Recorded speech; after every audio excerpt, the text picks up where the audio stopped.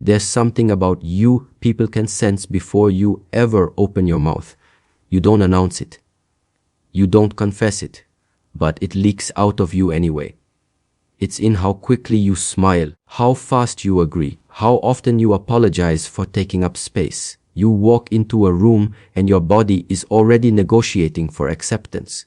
Your shoulders slightly forward, your tone softened, your eyes searching for reassurance. You laugh at jokes that don't land. You nod even when your gut says no. You rush to fill silence, not because you have something important to say, but because quiet makes you feel exposed. Like if you stop talking, people might see through you. And they do. Here's the brutal truth most people don't want to hear. Human beings don't need to be cruel to exploit weakness. They just need to notice it. Respect isn't something people consciously decide to give you. It's something their nervous system calculates automatically. When people sense that you need their approval, something subtle but irreversible happens. They stop seeing you as an equal. They start categorizing you. You become the nice one, the safe one, the one who won't push back. And once you're placed in that category, you're neutralized, harmless. Harmless men don't get opposed, they get ignored. They don't get challenged, they get stepped around. But there exists another type of presence, a presence that doesn't chase attention, yet pulls it in. A presence that doesn't explain itself, doesn't soften itself, doesn't ask permission to exist. It isn't loud, it isn't aggressive, it's heavy. The kind of confidence that unsettles people. Not because it threatens violence, but because it doesn't need them. That kind of confidence comes from a man who isn't trying to belong, because he has built something of his own. Centuries ago, this was understood. Niccolo Machiavelli didn't write for motivational posters or self-help seminars. He spoke quietly to rulers behind closed doors, men who understood that power isn't granted, it's taken and maintained. He knew one thing above all else: a leader who depends on affection is fragile. Love is optional. Love is emotional. Love disappears the moment comfort is threatened. But respect, the kind born from distance, mystery, and competence, binds people even when they don't like you. Today, we're not talking about confidence as a feeling. We're not talking about affirmations or self-esteem. This is an autopsy. We're laying your current personality on the table, identifying where authority is leaking out of you and sealing those wounds. Because the reason you feel weak isn't because you lack strength. It's because your power is draining out in small, invisible ways every single day. You leak dominance through habits you don't even notice. Fix those leaks and pressure builds. Pressure creates force. Once that force exists, people feel it, even if they can't explain it. But understand this before we go further. If you continue, your social life will change. People will stop treating you casually. The warmth of being one of the guys will be replaced with something colder and far more valuable. If being overlooked feels safe to you, stop listening now. But if you're done being moved around and you're ready to move pieces instead, stay with me. You were sold a lie early in life. Be polite and you'll be rewarded. Be agreeable and you'll be protected. Follow the rules and everything will work out. Look around. Is it the most polite people who win, or the ones willing to take what they want? Machiavelli warned that a man who tries to be good in a world that isn't will inevitably be destroyed by it. Niceness isn't virtue. It's a survival tactic. It's a silent plea that says, I won't hurt you, please don't hurt me. That's submission before conflict even begins. Terrifying confidence doesn't come from being nice. It comes from being civil. There's a difference. Civility is deliberate. It's self-imposed discipline. Niceness is reflexive. It's fear dressed up as politeness. A man with presence holds doors open. He speaks respectfully. He uses manners. But none of it is transactional. He isn't behaving well to earn approval. He behaves well because he demands it of himself. And when someone crosses him, the politeness doesn't explode into rage. It disappears into something far worse, cold clarity. The moment you stop trying to be liked, you become unpredictable, and unpredictability is where psychological authority begins. Think about it. The boss who yells is irritating, not intimidating. You understand him? He's emotional. He's loud because he's weak. Now think of the boss who never raises his voice, the one who pauses, looks at you, says nothing, the one who speaks slowly, calmly, with no urgency to be understood. That man terrifies people because his emotions aren't available for negotiation. To become this, you must eliminate submissive signaling. For 1 week, watch yourself. How often do you smile without reason? How often do you laugh to smooth tension? How often do you reassure others when they feel uncomfortable? Those behaviors are biological surrender flags. They say, I'm not a threat. Stop sending them. Let your face rest neutral.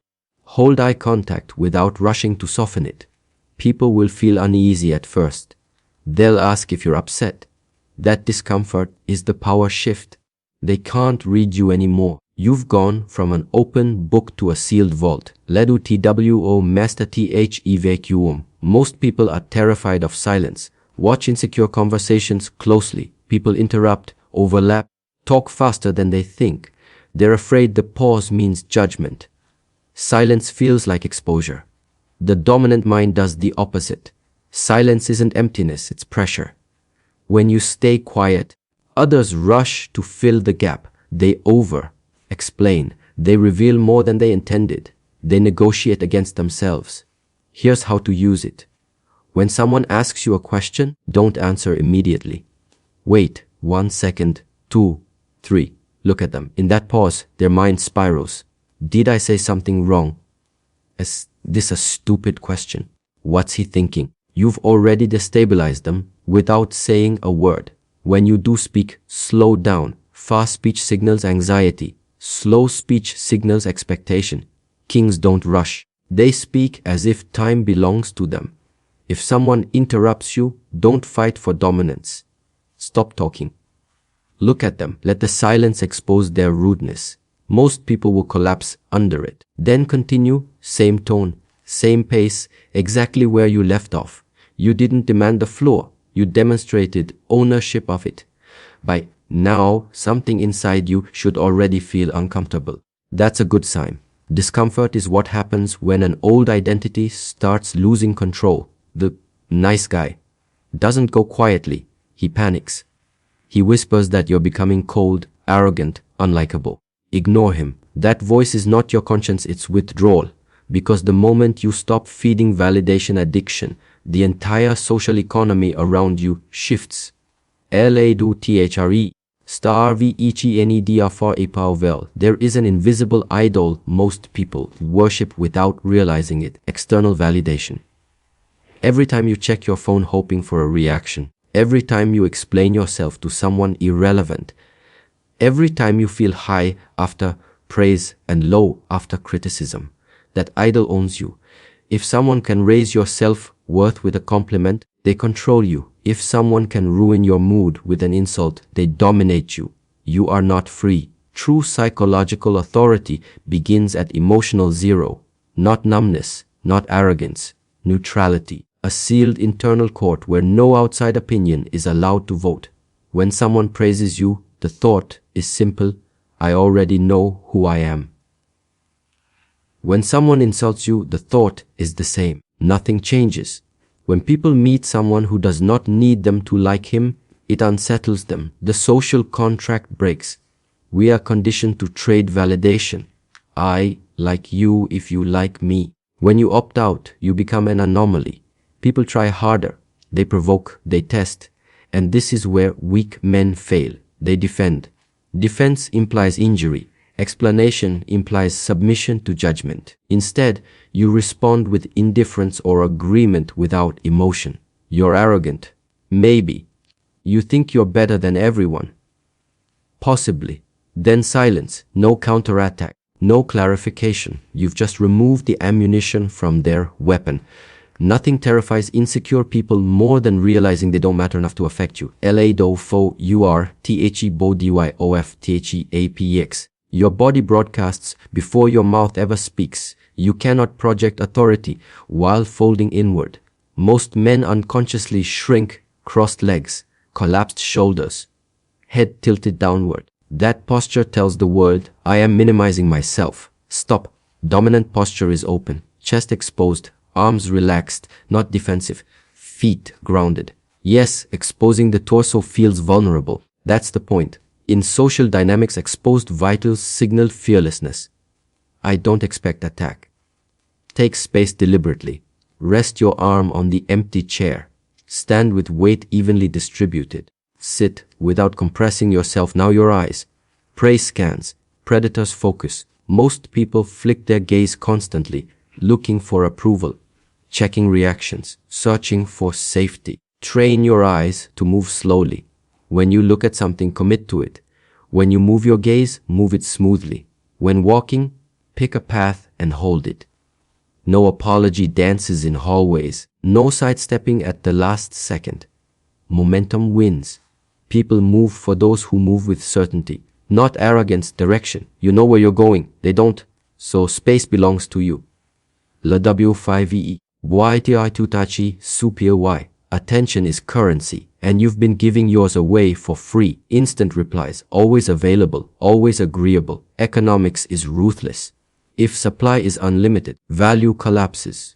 Power belongs to the one who can walk away. In any interaction, friendship, romance, negotiation, whoever fears loss least controls the situation. Practice leaving early. Leave conversations while they're still engaging. Exit gatherings before boredom sets in. End calls first. Do not explain. I've got to go. Why? I have things to handle. That's it. The weak man provides a schedule. The dangerous man disappears into purpose. Mystery creates gravity. When you leave before people are done with you, their minds loop. Where is he going? What's more important than this? Scarcity breeds respect. This applies emotionally as well. Stop oversharing.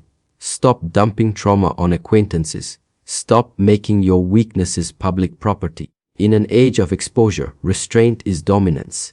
Leradu CX ka ompitani as nom neg OTABLD. Everything up to now has been structure. But structure without foundation collapses. You cannot fake confidence indefinitely. Your nervous system knows the truth. If you are incompetent, silence feels awkward, not powerful. Your stare feels creepy, not commanding. Real confidence comes from evidence, from doing difficult things, from keeping promises to yourself, from knowing deeply that you can handle pressure. Surgeons don't panic. Veterans don't flinch. Masters don't rush. Not because they're special, because they're prepared. Become dangerous through skill. Be excellent at something tangible, your craft, your thinking, your ability to stay calm when others unravel. Read, study, build independent judgment. When competence meets restraint, something rare happens. People stop talking when you speak. They look to you during chaos. They trust your silence more than others' noise. That is authority, not volume, reliability. Lados event ACCPTHE Valayan Ralal. This is where most men quit, because they want power without consequence. You can't have that. If you enforce boundaries, someone will call you selfish. If you say no, someone will call you cold. If you succeed, someone will resent you. Let them. You cannot prioritize your life without disappointing others. It is mathematically impossible.